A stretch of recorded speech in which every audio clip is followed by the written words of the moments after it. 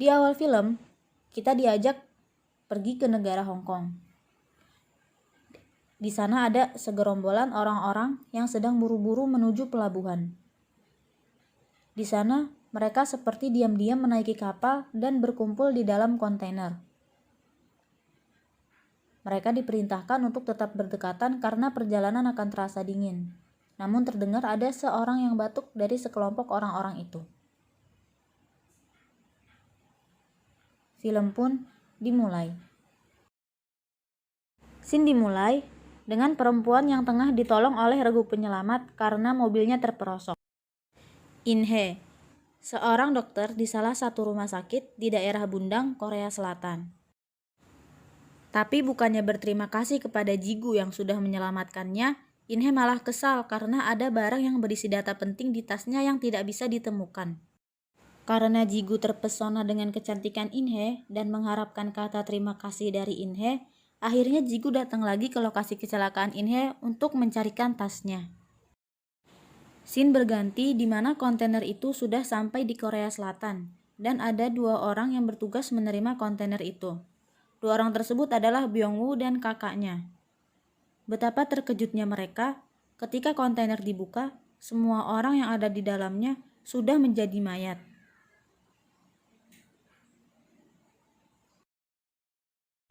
Tersisa 1 orang yang berhasil selamat, dia adalah Munsai. Karena hanya Munsai yang selamat, akhirnya ia yang dibawa oleh Byung-woo dan kakaknya. Tetapi Munsai berhasil kabur. Di perjalanan, Byung-woo merasa tubuhnya tidak enak badan. Mereka pun pergi ke apotik untuk membeli obat. Disinilah virus mulai menyebar.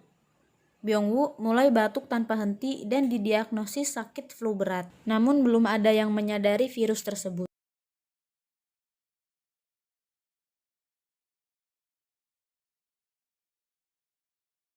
Tiba-tiba ponsel di tas In Hye berdering.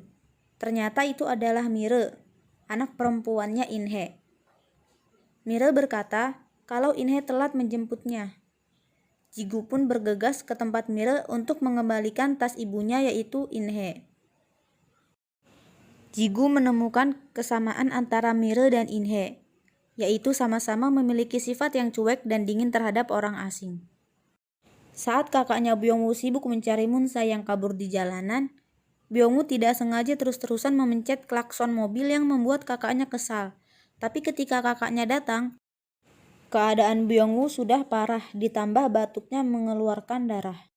Di sisi lain, In Hye baru saja pulang ke rumah dan dikejutkan oleh Mire yang dengan bangganya menunjukkan kalau dia berhasil menemukan tas ibunya.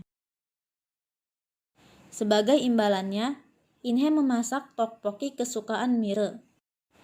Tapi di tengah kebahagiaan itu, tiba-tiba In Hye dihubungi pihak rumah sakit untuk segera datang karena ada pasien yang kondisinya sudah sangat kritis dan darurat, ditambah dengan emosi pasien yang sudah tidak bisa dikendalikan.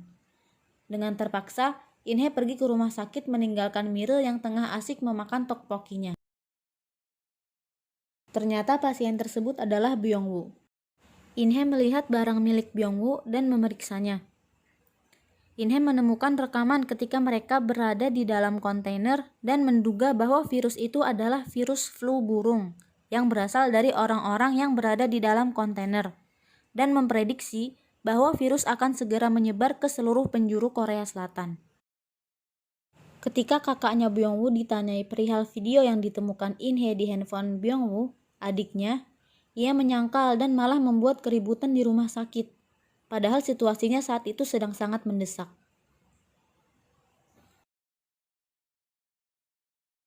Scene berganti, di mana Mire sedang mencari kucing jalanan yang biasa ia beri makan. Namun ia malah menemukan Munsai yang sedang terbatuk-batuk. Singkat cerita, Mire menolong dan memberikan makanan untuk Munsai dan menelpon Jigu untuk menolong Munsai. Namun ketika Jigu datang, Munsai sudah pergi entah kemana. Virus mulai menyebar, dan pasien dengan keluhan yang sama semakin bertambah. Sementara kontainer yang menjadi penyebab datangnya virus mulai ditemukan. Seluruh dokter dan jajarannya tengah mendiskusikan dan memikirkan solusi dari permasalahan tersebut. Di tengah rumitnya diskusi, datang Pak Wali Kota yang membuat rapat semakin sulit, karena Pak Wali Kota ini mengkhawatirkan reputasinya apabila berita virus ini menyebar ke kota-kota lainnya yang juga menyulitkan para dokter untuk membuat keputusan dan menganggap bahwa virus flu ini hanya masalah sepele yang tidak perlu dibesar-besarkan. Inhe yang berada di lokasi kejadian menyadari kalau ada seseorang yang berhasil selamat dari kontainer itu. Ya, orang itu adalah Munsai. Karena tidak berhasil menemukan Munsai, akhirnya Jigu mengajak Mire makan dan jalan-jalan di mall. Namun ketika jalan-jalan, Mire mulai merasa tidak enak badan dan situasi di dalam mall mulai berantakan akibat virus yang mulai menyebar. Orang-orang mulai batuk dan muntah darah. Jigu meninggalkan Mire yang sedang tidur untuk menolong orang-orang. Para dokter dan jajaran masih terus menyelidiki penyebab dan solusi dari virus flu burung ini. Namun pemerintah Bundang atau lebih tepatnya Pak Wali Kota merasa kalau ini berlebihan dan membuat reputasinya semakin memburuk.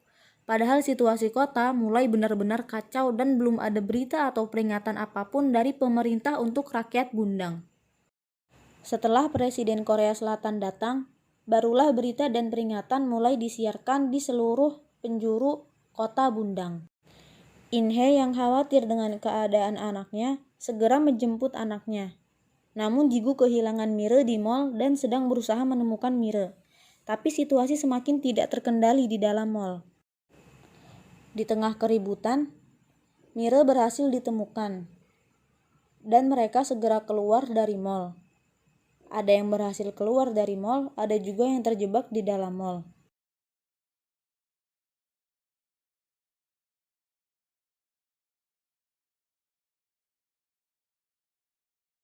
Dengan bantuan Amerika Serikat, pemerintah dan para dokter mulai mengevakuasi dan melakukan pemeriksaan untuk seluruh warga yang ada di Bundang.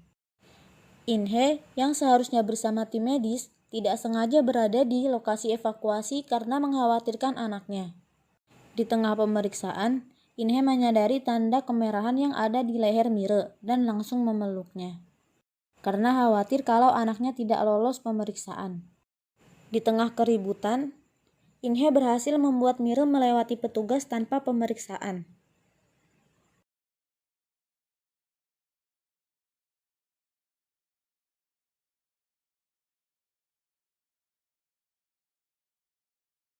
Situasi di tempat evakuasi sangatlah ramai dan tidak terkendali. Dan berita virus serta keadaan kota Bundang mulai tersebar ke seluruh Korea Selatan. Rumor mulai tersebar, dan Jigu yang juga mengetahui keadaan Mire mulai berdiskusi dengan Inhe dan mau membantu Inhe untuk menyelamatkan Mire dengan menggantikan nomor identitasnya, karena petugas mulai mengetahui keadaan Mire yang sebenarnya. Inhe yang mulai bergabung dengan tim medis membuat para anggota medis beristirahat dan meninggalkannya sendirian. Sementara sendirian, Inhe mengambil peluang itu untuk menyuntikkan serum antibodi dari darah Munsai, satu-satunya orang yang selamat dari kontainer itu yang telah berhasil diteliti para dokter untuk menyembuhkan anaknya. Tetapi ada yang melihat kejadian itu dan melaporkan. Jigu dinyatakan sehat setelah melewati pemeriksaan, namun tidak sengaja melihat Mire dibawa oleh petugas. Jigu mengikuti petugas dan sampai di tempat orang-orang yang terinfeksi. Jigu berhasil menemukan Mire yang sedang dibawa petugas. Ketika Jigu mengikutinya lagi, Jigu malah sampai ke tempat pembakaran.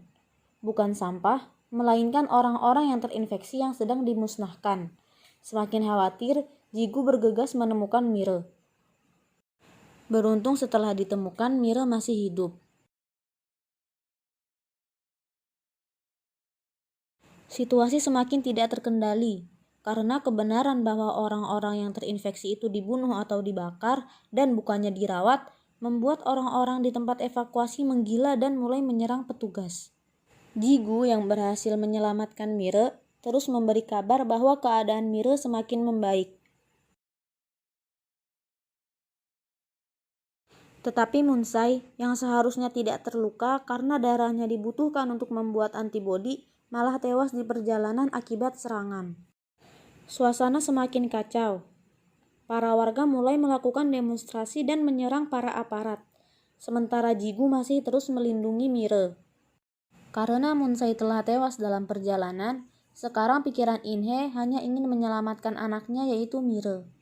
Inhe memberitahu kepala dokter kalau Mire masih hidup setelah Inhe menyuntikkan antibodi dari darah Munsai. Dan Inhe berpikir kalau Mire bisa menjadi antibodi menggantikan Munsai. Mire yang ditinggal sendirian diculik oleh orang yang melihat kejadian saat Mire disuntikan serum antibodi dan mencoba mengambil darah Mire dengan paksa. Jigu dan temannya yang sesama tim regu penyelamat segera menyelamatkan Mire dan membawa Mire pergi dari tempat itu. Para demonstran masih memaksa menerobos melewati batas, dan dengan terpaksa pihak Amerika Serikat memerintahkan untuk menembak siapapun yang melewati batas. Lagi-lagi Jigu kehilangan Mire di tengah kerumunan, sampai pada akhirnya Inhe melihat Mire yang terdorong-dorong sampai barisan paling depan para demonstran. Inhe yang melihat itu melarang para demonstran untuk maju karena mereka akan ditembak. Namun tak ada respon. Inhe semakin khawatir karena Mire menyadari keberadaannya, sehingga membuat Mire berlari menuju Inhe. Jigu yang melihat Mire berlari langsung mengejar Mire untuk melindunginya. Mire melewati batas, dan tembakan mulai diluncurkan. Inhe yang berusaha melindungi Mire terkena tembakan di tangan kanannya. Setelah tembakan diluncurkan, semuanya terdiam, dan itu membuat kesempatan untuk para demonstran bergerak maju. Pemerintah Amerika Serikat dan Korea Selatan mulai berdebat dan mulai berbeda pendapat tentang penembakan, karena Presiden Korea Selatan menolak rencana itu.